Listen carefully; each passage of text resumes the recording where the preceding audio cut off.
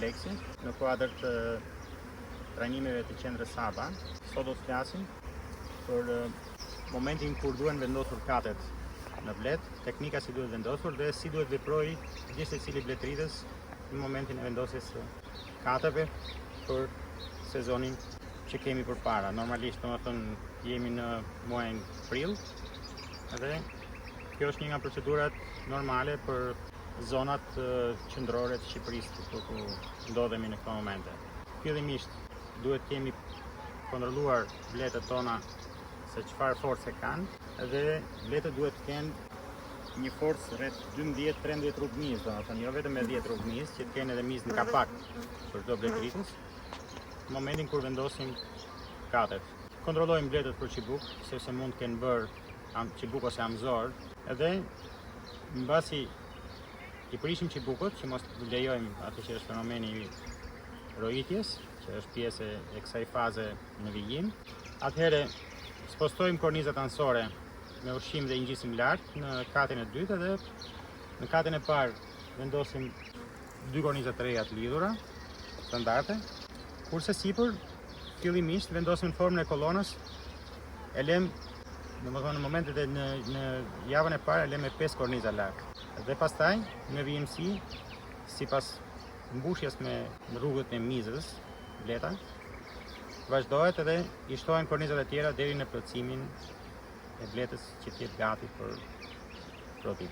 Në qendra ABA ka edhe shërbimin pyesni ekspertin. Në çdo moment juve mund pyesni, mund drejtoni pyetjet tuaja në qendrën ABA dhe brenda 24 orëve ju kthehet përgjigje për çdo pyetje që keni për bletarin, po jo vetëm për bletarin, sepse qendra ABA ka edhe ekspertë tjerë të fushës agronomisë, zootehnisë e tjerë. Pra do kontrollojmë bletët për çibuk të mundshëm, sepse siç e shikoni është goxha e ngjeshur me mizë dhe miza varet deri poshtë, në fundin e kornizës.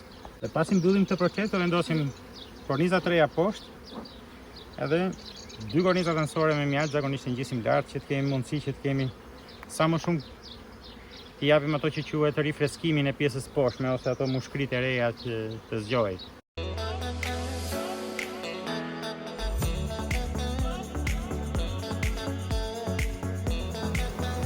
Ja këtu e mbaruam edhe gjithë kontrollin për çibuk.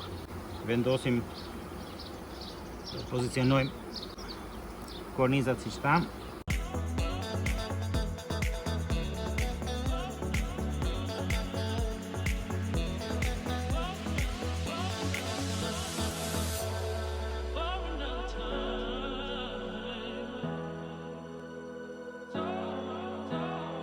Pasi kemi sistemuar pjesën e poshtme të foles, vendosim katin, që për rastin konkret në vend standard përdorim një model në zgjojit që është i tipit Langstroth.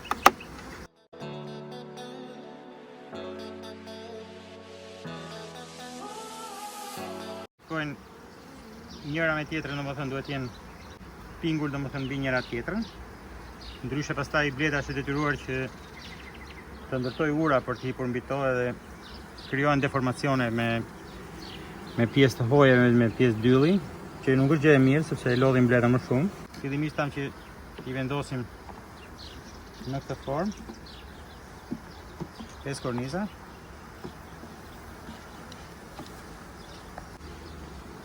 E mira është që të jenë në qendër, vendosura, të bëra të larguara edhe më tej kur të jenë mbushur 5 kornizat e sipër me mizë, domethënë të gjitha. I shtojmë kornizat pjesë derisa e mbushim. Nuk është e mira që t'ja japim të gjithë volumin e punës një herësh bletës. Ne urojmë bletëricit një vit të mbar.